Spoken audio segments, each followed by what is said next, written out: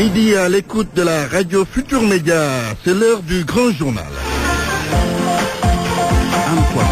Flambée des prix sur le marché, le ministre du Commerce tente d'éclairer la lanterne des populations qui continuent de se plaindre de la cherté des denrées. C'est le soulagement pour les populations de la capitale. Après l'opération de sécurisation menée par les forces de l'ordre, plus de soucis pour leur sécurité. Le syndicat des transports routiers affilié à la CNTS dénonce le projet Sénégal d'Emdik.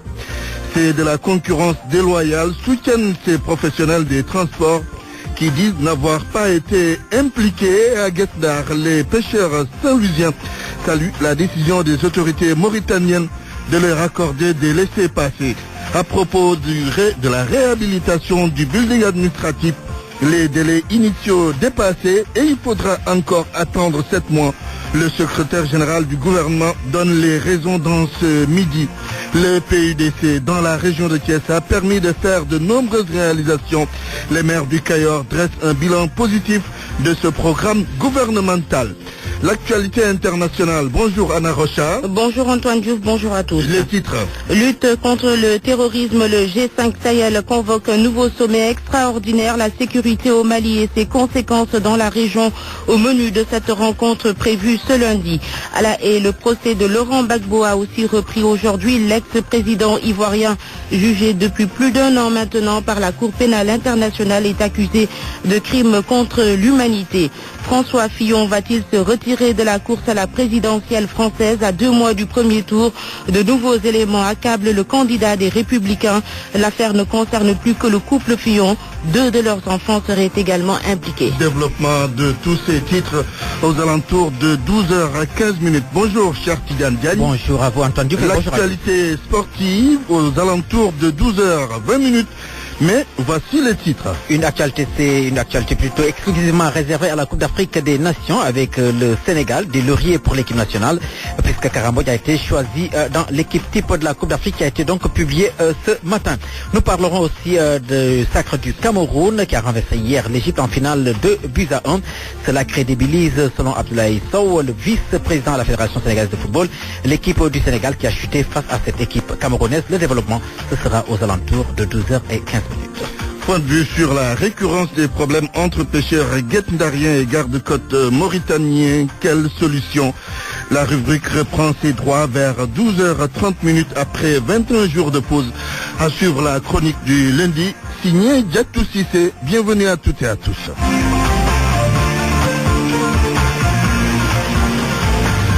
Antoine Diouf. D'abord, cette information, le CM de Kabatoki, c'est dans la région de Kaolack, a été cambriolé ce week-end. De l'argent et du matériel scientifique importé. Conséquence, les compositions du premier semestre vont être reportées. Retour sur les lieux, Ibrahim Diamé.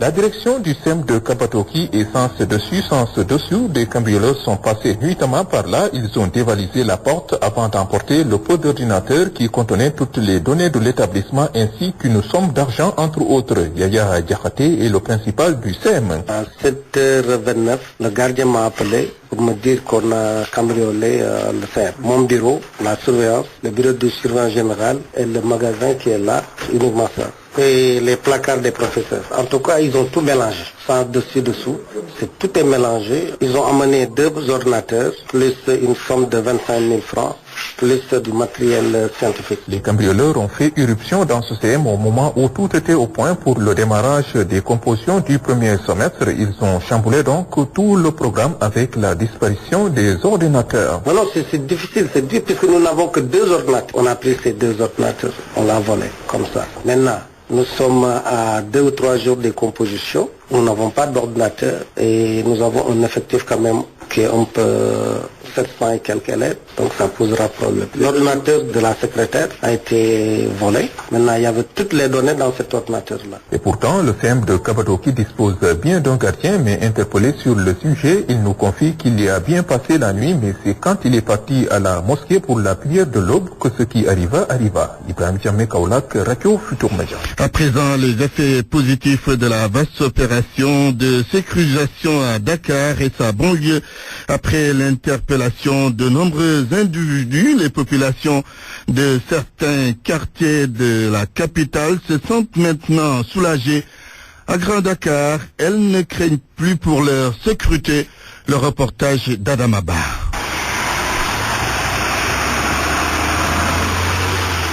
Disons à Grand Dakar, les rues paraissent calmes, les uns vaquent à leurs occupations habituelles, les autres se regroupent dans presque chaque coin de rue, autour des gargotes pour le petit déjeuner. Ici, les habitants se disent plus sereines depuis l'opération de sécurisation dans les quartiers de Dakar. Ousmane, jeune résident de ce quartier de Grand Dakar. Il y a un changement par rapport à une certaine époque. Il y avait beaucoup d'agressions, on avait même peur de sortir à cause de l'insécurité. Mais actuellement, les choses s'améliorent.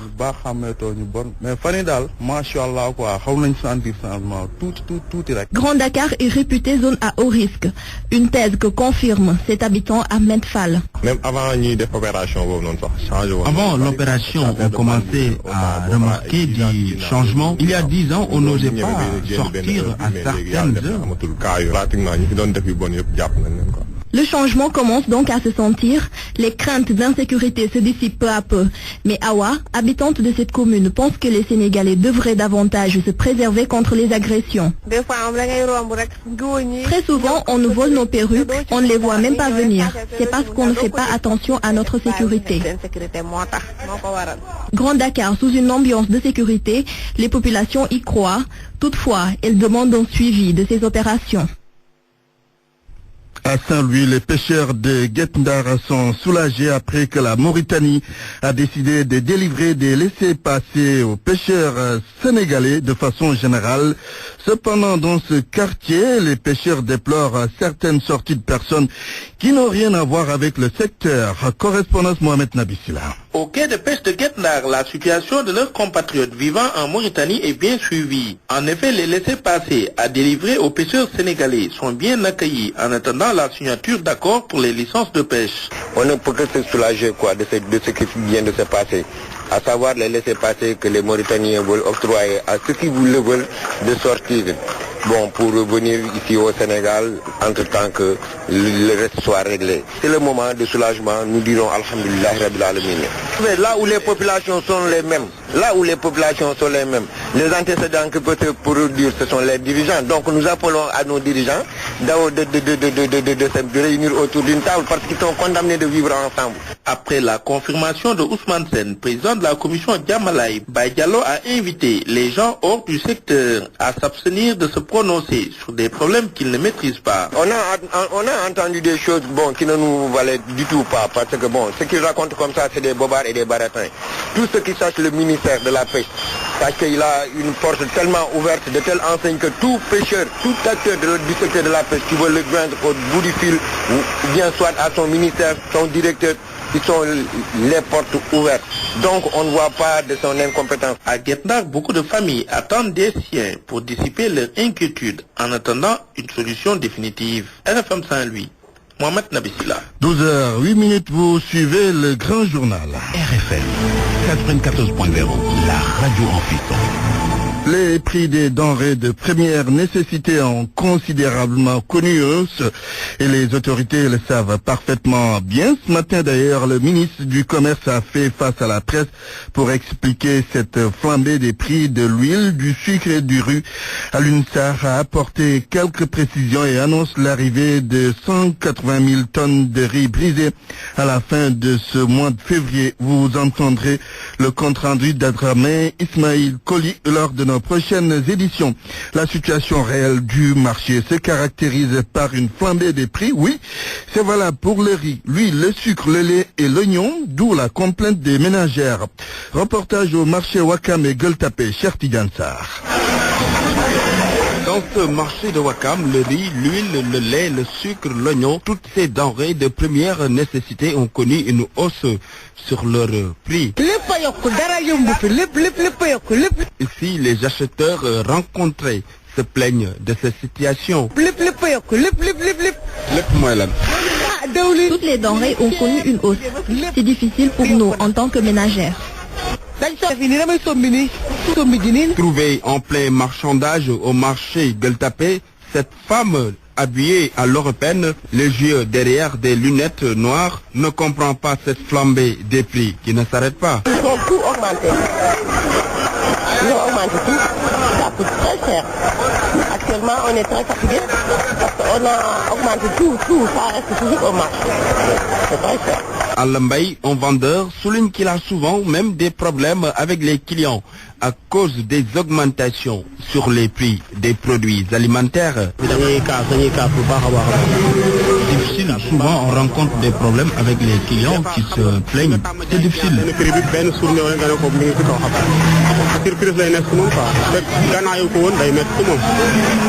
Les consommateurs demandent à l'État de réagir pour mettre fin à l'inflation notée sur les prix des denrées de première nécessité. Autre chose, les mutilations génitales féminines existent toujours et l'excision est même pratiquée en zone urbaine selon le gynécologue Dr Abdoulaye Diop. Cette pratique n'est pas sans conséquence sur la santé de la femme durant toute sa vie. Nous l'écoutons au micro d'Awambaye. Nous constatons dans notre pratique quotidienne et avec les renseignements que les organisations de la société civile nous donnent, c'est qu'il y a une recrudescence des mutilations génitales. Avec un phénomène nouveau qui est apparu, c'est qu'on excise en ville maintenant. Alors qu'on pensait que ces mutilations génitales n'étaient réalisées que dans le monde rural ou dans certains villages un peu isolés. Malgré l'interdiction, qui à mon avis n'est pas suffisamment punitive ni restrictive, les gens continuent à faire des mutilations génitales, de l'excision. Les conséquences peuvent-elles être désastreuses sur la santé de la femme? Les conséquences sont toujours désastreuses dans la santé de la femme. Il existe certes plusieurs types de mutilations génitales, le type 1, le type 2, le type 3 et le type 4.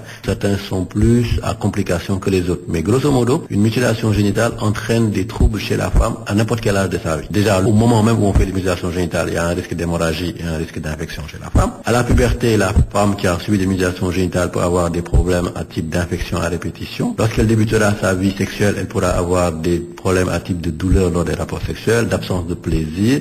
Lorsqu'elle tombera enceinte, ces mutilations génitales peuvent non seulement créer des infections à répétition pouvant soit empêcher une grossesse ou créer des avortements. À l'accouchement, il y a assurément des problèmes qui sont responsables de déchirures en étoile lors de l'accouchement, lors de la sortie du bébé, catastrophique parfois. Surtout, il y a ce traumatisme psychologique et traumatisme qu'elle risque de conserver toute sa vie durant. Aujourd'hui, journée contre les mutilations génitales féminines.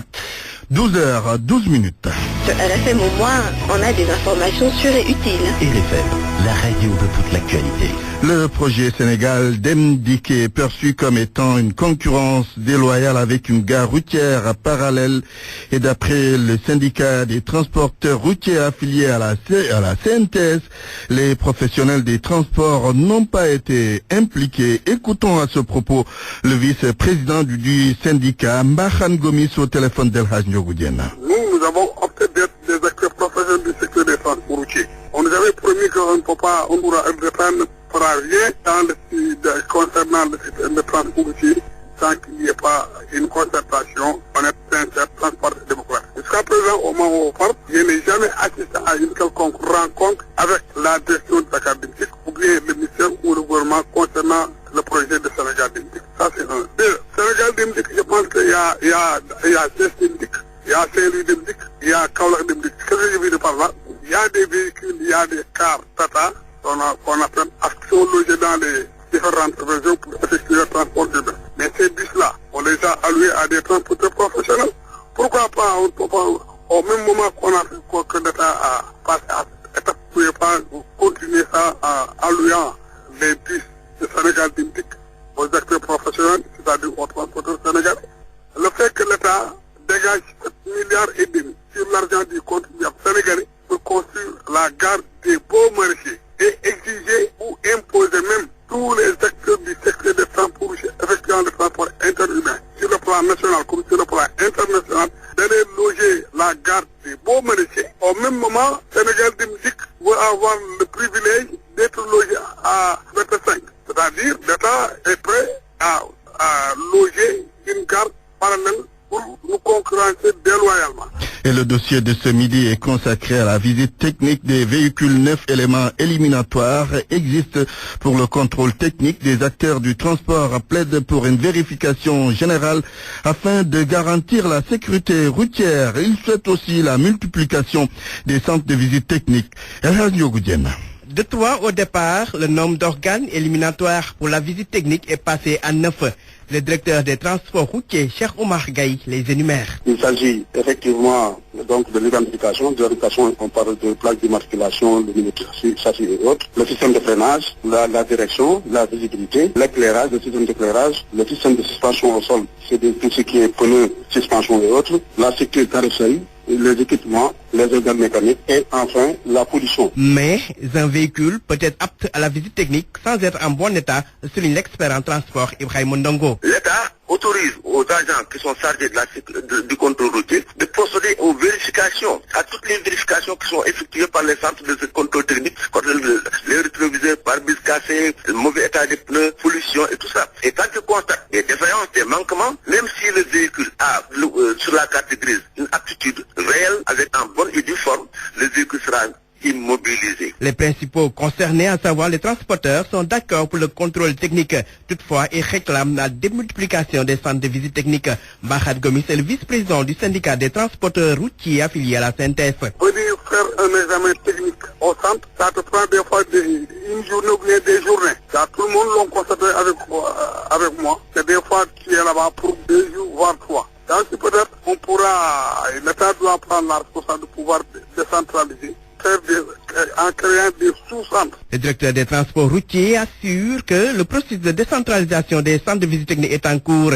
Il insiste sur la nécessité de revoir certains aspects dans la visite technique. Il faudra augmenter le niveau ou le taux en tout cas d'acceptabilité de quand même le système de freinage qu'on se dit, c'est par exemple 90% ou bien c'est 70%, on peut aller vers 100% par exemple, système de freinage. Le système d'éclairage, on peut dire que si tu as 60% en tout cas d'acceptabilité, on peut dire que tu es admis. On peut rehausser ce taux-là à 90%. 37% des véhicules font l'objet de rejet après la visite technique, selon les responsables des transports routiers. La visite technique permet de lutter contre les accidents dus le plus souvent à des défaillances techniques. Réhabilitation du building administratif. La fin des travaux était prévue au mois de mars prochain, mais il faudra compter au moins 7 mois supplémentaires avant la livraison. Abdoulatif Koulibaly, le secrétaire général du gouvernement, l'explique par des raisons de procédure. Il était l'invité de RFM Matin. Il est avec Babacar Fall. Quand vous signez un contrat de cette nature-là, avec l'entrepreneur, il y a un certain nombre de conditions qui suspendent l'entrée en vigueur et l'exécution du contrat. Entre autres, l'approbation par le partenaire bailleur de fonds des conditions que vous avez prévues par lesquelles vous avez conclu le marché. Deuxièmement, c'est un ouvrage extrêmement important. Il faut un maître d'ouvrage délégué, choisi par le gouvernement, mais il faut également un contrôle technique choisi par le bailleur de fonds. Le choix et la procédure qui a été engagée pour présenter le maître d'ouvrage délégué, qui est l'AGETIP, et l'approbation du choix du gouvernement sénégalais, et en même temps le choix d'un cabinet d'expertise par la BOD, ça a pris une procédure minimale de 8 mois. Or, le délai de départ de l'exécution n'est computé qu'à partir du moment où toutes les approbations auront été faites. Donc, le moment où on a signé pour dire qu'il livre à telle date, c'était suspendu à l'approbation de toutes ces procédures-là, intervenues plus de 8 mois après. Donc, à partir du mois de mars, l'entrepreneur a le droit légal et juridique de livrer 8 mois après. Le secrétaire général du gouvernement, Abdoulatif Koulibaly. Le bilan du PIDC dans le département de Tivaouane dressé par les maires du Cayor, il est jugé positif car le programme d'urgence de développement communautaire a permis d'électrifier 180 villages de la région de Thiès et sans compter les forages et les pistes qui ont été réalisés. On fait le point avec vous, cher Anta Diop. L'association des maires du Cayor, qui regroupe toutes les collectivités locales du département de Tivaouane, se félicite des actions entreprises par le président Macky Sall et son gouvernement dans le cadre du PIDC. De nombreuses réalisations sont ainsi à noter dans la région de Thiès. Aïmi Ronying, le maire de Mérina Dakar. Il y a eu plus de 5 forages qui ont été réalisés dans la région de Thiès. Des pistes qui ont été réalisées. Interrogez les différents maires. Nous avons 50 communes dans la région de Thiès. Interrogez-les. Au moment où je vous parle, il y a eu des équipements qui ont été destinés à la région de Thiès et le département de Tivaouane a été bien servi. À l'heure d'aujourd'hui, la région de Thiès a eu plus de 180 villages électrifiés. Sur ces 180 villages, moi seul, en tant que commune de Mérina Dakar, j'en ai eu 14 qui ont été pris en compte. Au niveau de Mérina mairie de Dakar, il n'y avait que 5 villages qui étaient électrifiés. Thiès ayant tous les atouts pour se développer avec ses sites miniers et la découverte du pétrole dans les côtes de Kayar, la dite association des maires s'engage ainsi à faire de la région un hub économique, tenant compte des opportunités offertes par l'aéroport international Blaise Diagne. Nous sommes riches de tout ce que nous avons, de notre sous-sol. Demain, on est en train de parler de l'offshore nord profond, mais demain c'est le Kayar profond qui va donner ses premiers puits pétroliers à la région de Thiès. Est-ce que vous le saviez? Et c'est extrêmement important et c'est très prometteur. Pour mieux développer le département de Thiès, l'association des maires du Cayor demande à l'État de penser davantage à l'implantation des petites et moyennes entreprises dans leur localité. RFM Thiès, Cheikh Ante Diop. RFM. L'actualité internationale. Anna Rochard, bonjour.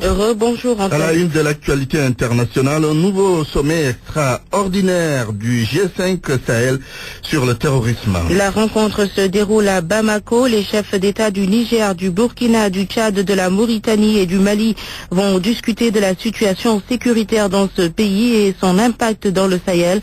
Pour une lutte plus efficace contre le terrorisme, il n'est pas exclu la création d'une seule armée regroupant les 5 pays membres de ce groupe. Le procès de Laurent Gbagbo a repris ce lundi à la Cour pénale internationale. L'ancien président de la Côte d'Ivoire est poursuivi pour crime contre l'humanité dans la crise qu'a connue son pays après la présidentielle de 2010. Depuis l'ouverture de son procès en janvier 2016, Gbagbo plaide non coupable.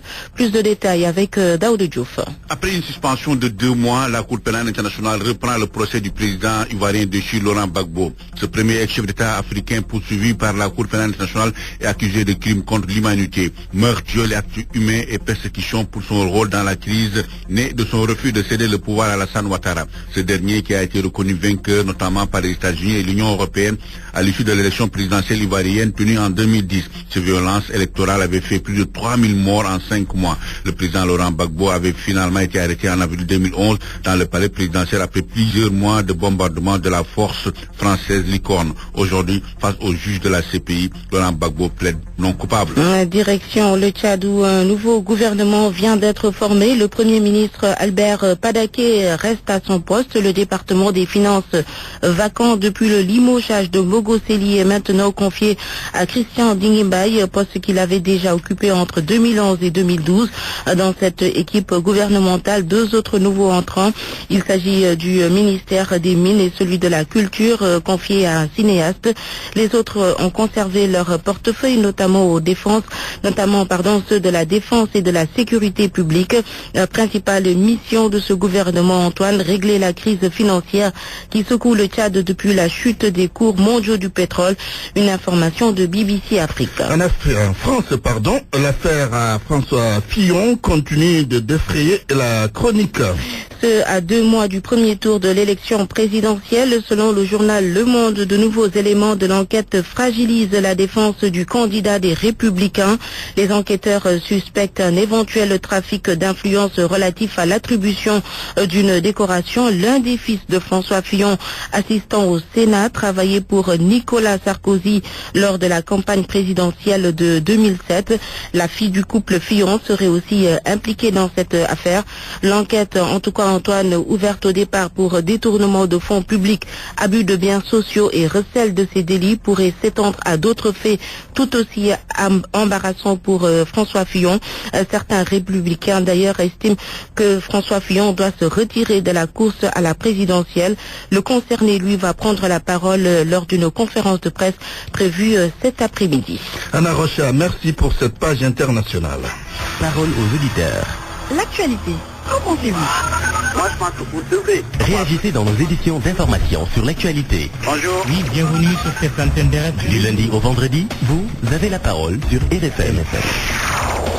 Point de vue sur la récurrence des problèmes entre pêcheurs guet-ndariens et gardes-côtes mauritaniens. Quelle solution? Vous aurez la parole.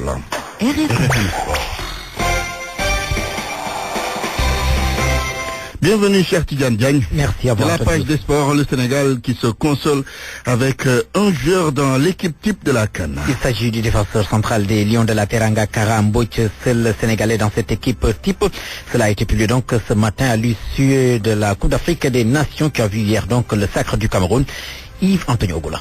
Des 368 footballeurs présents à la Coupe d'Afrique des Nations au Gabon, le Sénégal place 2 joueurs dans l'équipe type de cette compétition. Il s'agit de Serigne Modou Karambodj. Le défenseur évoluant au club belge d'Anderlecht est dans l'équipe type. Par contre, l'autre lion, Cheikhou Kouyaté, le milieu de West Ham en Angleterre, est parmi les remplaçants. Karambodj s'est distingué durant cette compétition contre la Tunisie. Il a inscrit le deuxième but des Lions qui s'était imposé 2-0 le 15 janvier dernier en ouverture de la CAN dans le groupe B à Franceville.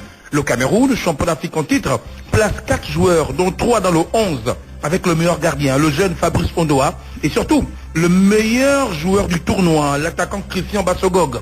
L'Égypte, vice-champion d'Afrique, offre 2 pharaons, dont le Messi Mohamed Salah, qui a été tout feu tout flamme durant cette Coupe d'Afrique des Nations de football. La grosse déception provient des 3 meilleurs footballeurs africains, l'Algérien Riyad Mahrez, Ballon d'Or, Pierre-Emerick Aubameyang le Gabonais et Sadio Mané le Sénégalais, qui ne figurent pas dans ce 11 type de la 31e édition de la Coupe d'Afrique des Nations de football. Yves-Antonio Ogula, Libreville. Et on va récapituler Yves-Antonio Ogula, vous l'avez noté tout à l'heure, 3 lions indomptables dans cet effectif. Il s'agit du portier Ondoa, du défenseur central Ngade et de l'attaquant Bassogog. Parmi le 11 types, il y a aussi les Égyptiens Ahmed Hegazi et Mohamed Salah, les Burkinabés Charles Kaboré et Bertrand Traoré, Daniel Amartey et Christian Atsu du Ghana et Junior Kabanaga plutôt de la République démocratique du Congo, par ailleurs meilleur buteur du tournoi Antoine. Le Cameroun, champion d'Afrique face à l'Égypte hier. Oui, le Cameroun qui a renversé donc l'Égypte 2-1 remporte la compétition après 15 ans de disette,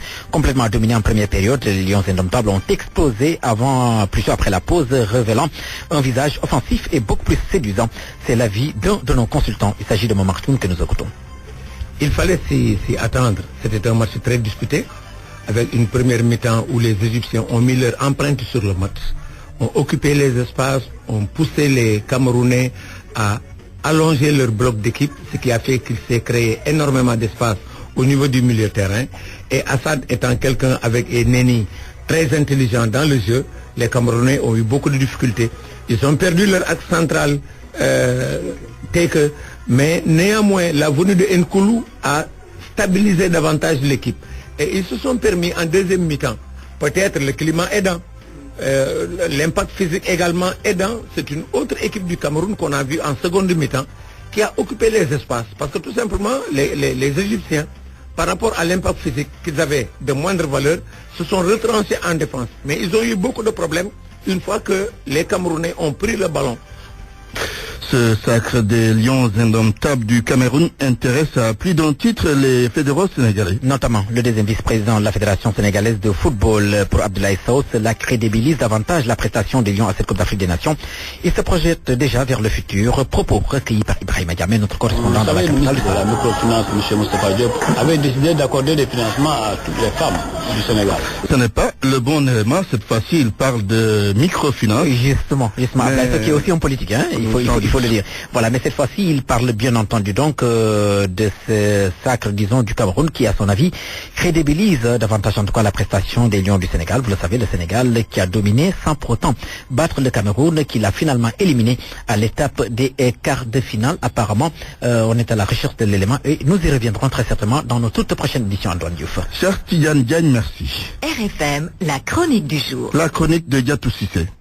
À Noumbelane, en plus de supporter des automobilistes indélicats qui portent aussi bien atteinte au code de la route qu'aux règles minimales de courtoisie entre conducteurs, il vous faudra vous accommoder des piétons qui traversent n'importe où, n'importe quand et n'importe comment. Faites-en vous-même le constat et vous vous rendrez compte alors de la désinvolture avec laquelle les passants se comportent sur la route, imposant parfois leurs propres lois aux automobilistes. Les exemples foisonnent à Noumbelane, où vous verrez des usagers traverser la chaussée au carrefour, ignorant totalement le principe basique qui indique que pour aller d'un point à un autre, le plus court chemin, en l'espèce le plus sûr, est de prendre une ligne droite. Il vous faudra aussi compter avec ces personnes aux écouteurs enfouis dans les oreilles, totalement retranchées dans un autre monde et que vous manquez de heurter en dépit de vos coups de klaxon auxquels ils répondent par un regard courroucé.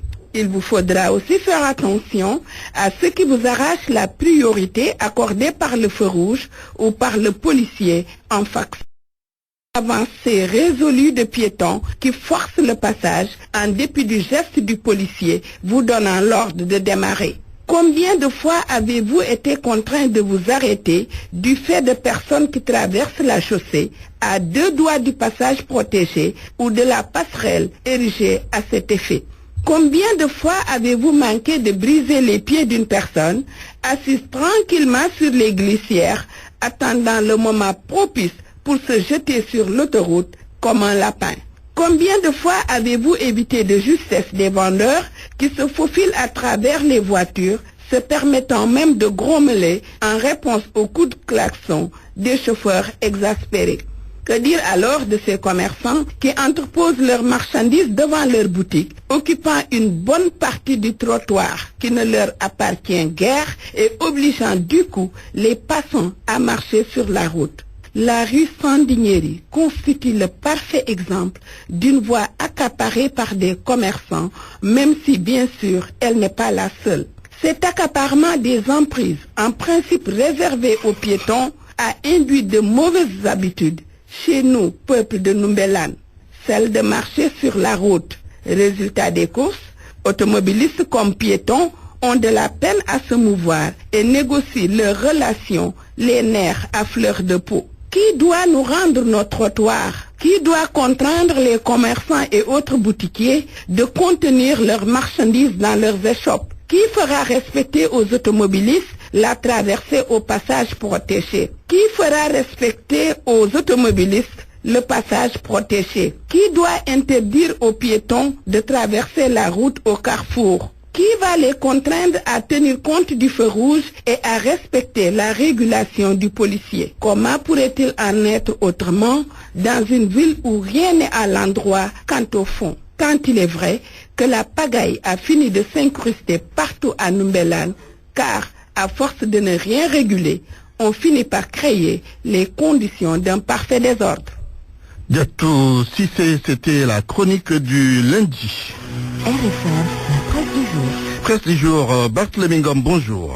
Bonjour. Dans ses actes comme dans son verbe, l'homme fait preuve d'un maximum de bonne foi, d'une singularité politique qui frise parfois l'originalité dans cette jungle où prédomine la langue de bois. L'observateur parle ainsi d'Abdou Karim Sall, le directeur général de l'ARTP. Sans détour, l'homme politique dit tout à mon confrère. Le titre du journal, Abdou Karim clarifie les sales affaires. Sall comme son nom, S-A-2-L. Sur le secteur qu'il dirige, celui des télécommunications, il déclare qu'ils sont en train de dérouler des programmes pour développer le numérique au Sénégal. La 4G a été matérialisée au Sénégal, mais Sall précise, la licence n'a été donnée à aucun opérateur. Il évoque également la politique avec mon confrère. Abdou Karim Sall demande à ses camarades affairistes d'accorder beaucoup plus de respect et de considération au président Moustapha Niasse, qui, dit-il, a décidé de soutenir et accompagner le président Macky Sall, écrit l'Obs. Entretien à lire aux pages 4 et 5 du journal. Aux pages 6 et 7 de Vox Populi, l'on s'intéresse au sort des 3 principaux challengers de Macky Sall. Il s'agit de Karim Wade, Idrissa Seck et Khalifa Sall. Le premier exilé,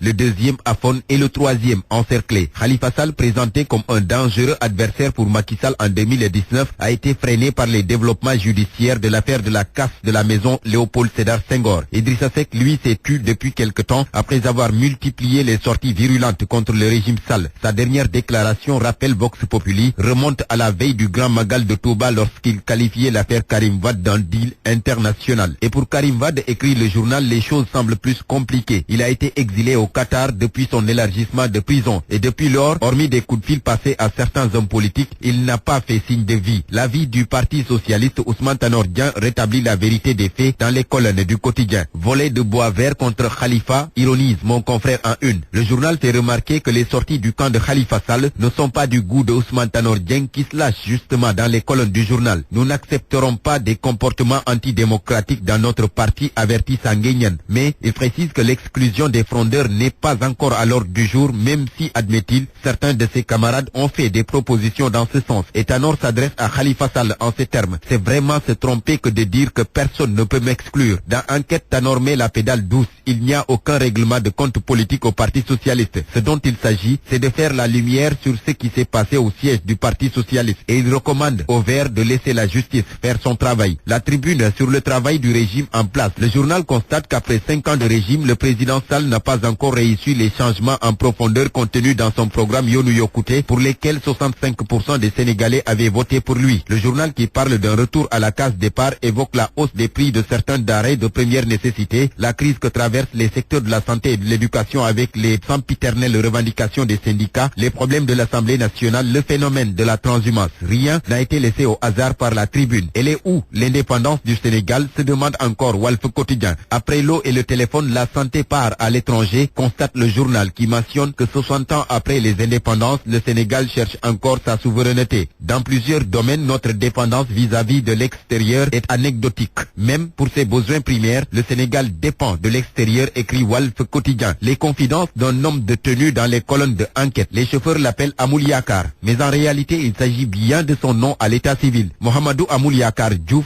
et la terreur des automobilistes. L'incorruptible agent de la circulation se confesse. Je n'ai que 2 minutes avec un chauffeur. Soit il est en règle, je le laisse partir, soit il a commis une infraction, je le sanctionne. Pas besoin de négocier, la loi s'applique. L'évocation du nom Amouliakar suffit largement pour perturber le cours des choses. L'homme ne pardonne pas. Les interventions, il ne les tolère pas. Quant à la corruption, c'est un vocable qui n'existe pas dans le dictionnaire de sa vie. Selon enquête, l'homme a tellement vécu dans la pauvreté et tient tellement à certaines valeurs qu'il n'est omnibulé par la richesse, surtout si elle est mal acquise. Croisade soutenue contre la délinquance urbaine à Dakar, 1863 personnes dans le panier à salade de la police, informe l'Observateur. Le ton a été donné vendredi avec 174 interpellations. Sport final de la CAN 2017, 5e titre pour les Lions indomptables qui ont battu l'Égypte 2-1, notre stade quotidien. Le Cameroun sur le toit de l'Afrique, renchérit Sport 11. Statistique des Lions cette fois-ci de la Teranga lors de cette Coupe d'Afrique des Nations. Karambouch le meilleur, souligne Stade. Le sociétaire d'Anderlecht a joué 370 minutes lors des 4 matchs du Sénégal. Il a réussi 117 passes, il a gagné 87 duels et marqué 1 but. Bonne lecture. Qu'en pensez-vous? Point de vue sur la récurrence des problèmes entre pêcheurs guet-ndariens et gardes-côtes mauritaniens. Quelle solution? Vous avez la parole. Le député Chersek est en ligne. Bonjour, honorable. Bonjour, Daouda. C'est plutôt Antoine. Vous êtes le président de la commission développement et aménagement du territoire à l'Assemblée nationale. Alors, qu'est-ce que vous pensez d'abord de la récurrence des problèmes entre pêcheurs guet-ndariens et gardes-côtes mauritaniens avant de poursuivre? Oui, ce que je pense, c'est que c'est pas une bonne chose et qu'il faut aujourd'hui aller vers des solutions définitives parce que c'est des phénomènes qui sont récurrents. Et le secteur de la pêche est un secteur extrêmement important dans l'économie donc de notre pays.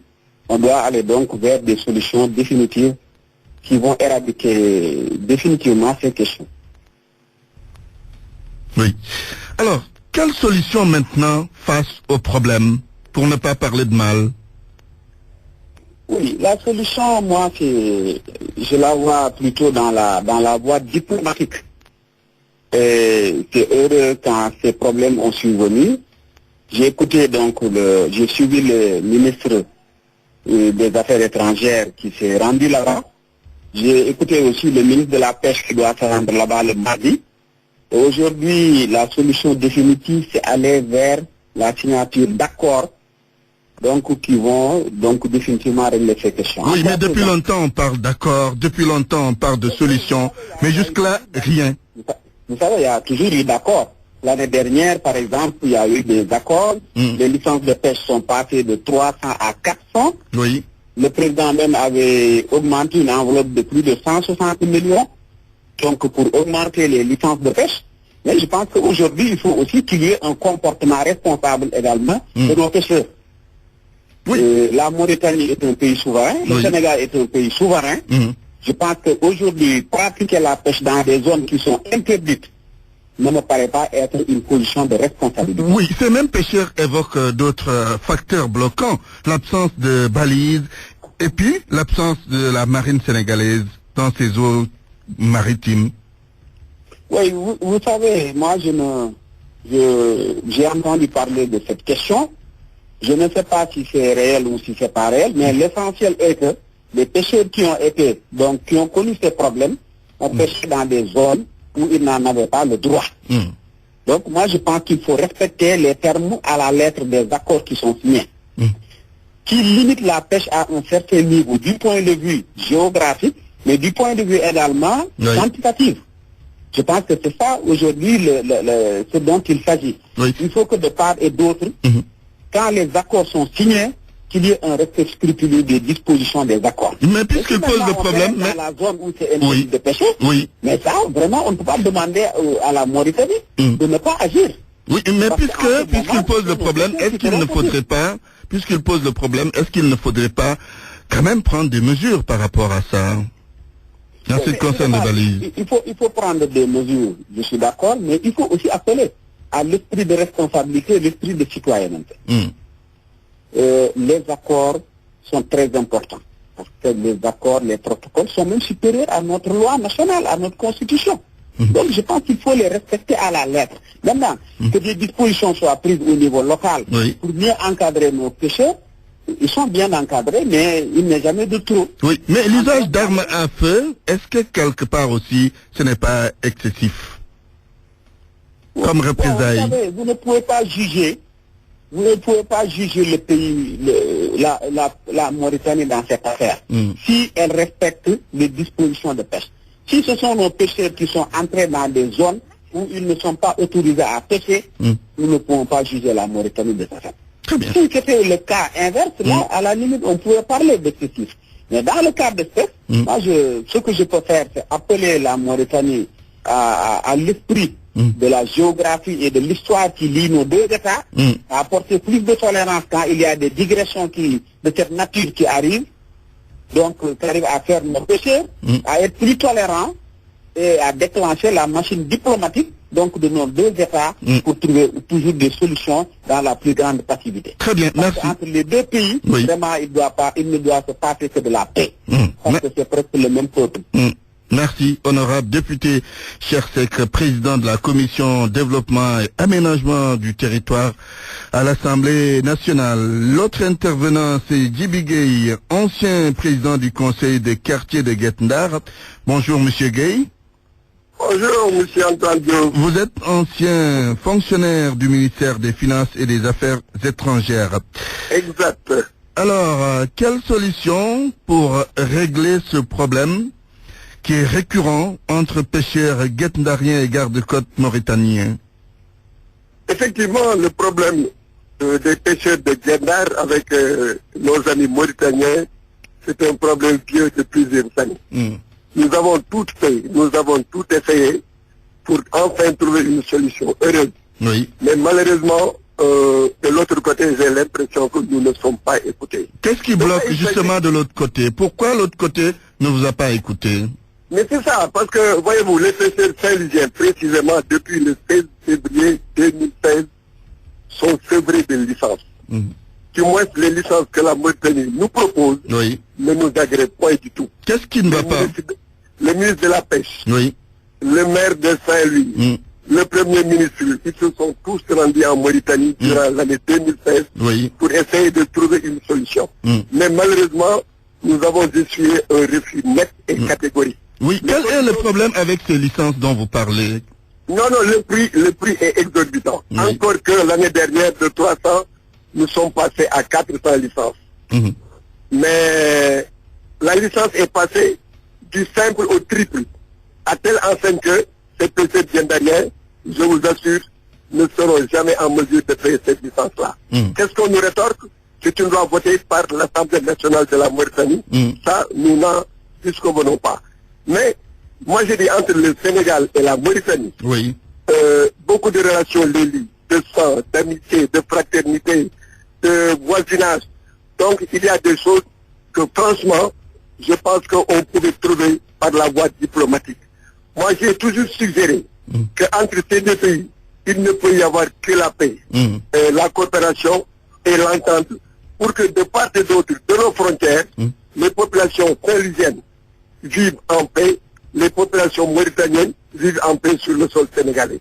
Il n'y a pas d'exaction du côté sénégalais pour les ressortissants mauritaniens. Le problème des Guet-Ndariens, ils sont extrêmement nombreux à Nouakchott et à Nouadhibou. Et vraiment, en ce moment, ils vivent le calvaire. Heureusement, ce matin, j'ai appris une bonne nouvelle, comme quoi, c'est ce qui a été retenu là-bas. Quand ils veulent rentrer, on va leur délivrer des bons de sortie. Mais c'est très bien. Mais l'autre problème, c'est qu'il y en a qui sont à Nouadhibou, qui sont à terre depuis 2 semaines, qui ne peuvent pas prendre la mer. Et puis c'est là, comment vont-ils vivre? Oui. Donc, il y a beaucoup de choses que, en tout cas, autorités mauritaniennes et sénégalaises devraient, autour d'une table, s'asseoir, se regarder les yeux dans les yeux et mettre sur la table tous ces problèmes pour que, enfin, moi je dis enfin, entre le Sénégal et la Mauritanie, la paix et la tranquillité qui a toujours existé, en tout cas, persiste. Oui, alors, il n'y a pas longtemps, 3 pêcheurs ont été blessés par balle dans les eaux mauritaniennes, sénégalaises, mais là aussi c'est difficile à dire. Cette frontière-là, mais il faut la baliser. Justement, ils ne sont pas autorisés à pêcher dans la zone mauritanienne. Pourquoi dépasser cette frontière? Est-ce que ce n'est pas un faux alibi de dire que la frontière n'est pas balisée? Avec la pratique, ils doivent connaître quand même les limites maritimes. Non, ils connaissent. Mais c'est-à-dire pourquoi ils vont jusqu'à un territoire mauritanien alors? Non. Vous savez, le plus clair du temps, ils sont allés ici, entre Ndiago et Boyo, et qui fait frontière avec Saint-Louis. Donc cette frontière-là, moi je dis, il faut la délimiter.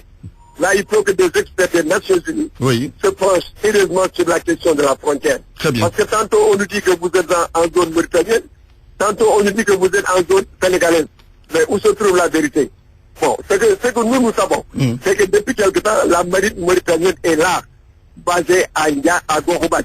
Et pourtant, le gouvernement du Sénégal n'en a pas fait autant.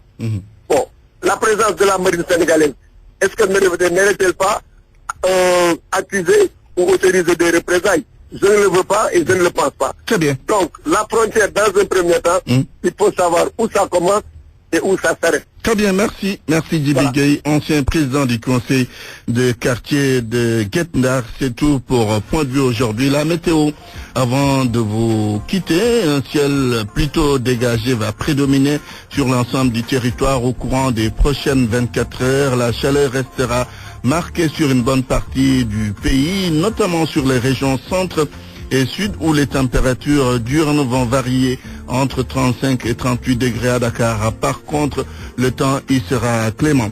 Flambée des prix sur le marché, le ministre du Commerce tente d'éclairer la lanterne des populations qui continuent de se plaindre de la cherté des denrées. C'est le soulagement pour les populations de la capitale après l'opération de sécurisation menée par les forces de l'ordre. Plus de soucis pour leur sécurité. Le syndicat des transporteurs routiers affiliés à la CNTS dénonce le projet Sénégal d'MDIC. C'est de la concurrence déloyale, soutiennent ces professionnels des transports qui disent n'avoir pas été impliqués. Et puis, à propos de la réhabilitation du building administratif, les délais initiaux dépassés, il faudra encore attendre 7 mois. Le secrétaire général du gouvernement, Abdoulatif Koulibaly, était dans ce midi, il a livré les raisons. Journal présenté par Antoine Diouf à la technique, Abdoulaye Djidi Diop, réalisation El Hadj Ndiogoudien et El Hadj Daouda Diouf. À 13h, El Hadj Hassan Gueye pour la grande édition à Wolof. Tout de suite, c'est Dialgati Hibar. À toutes et à tous, je souhaite une excellente après-midi en compagnie.